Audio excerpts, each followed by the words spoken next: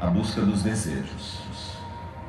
O gozo das utopias, a nave da memória, a imersão nas lembranças.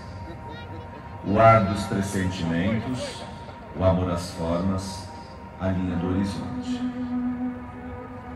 A espiral infinita, a vertigem, o círculo dourado, o ponto que interroga. O bosque dos mitos e dos deuses.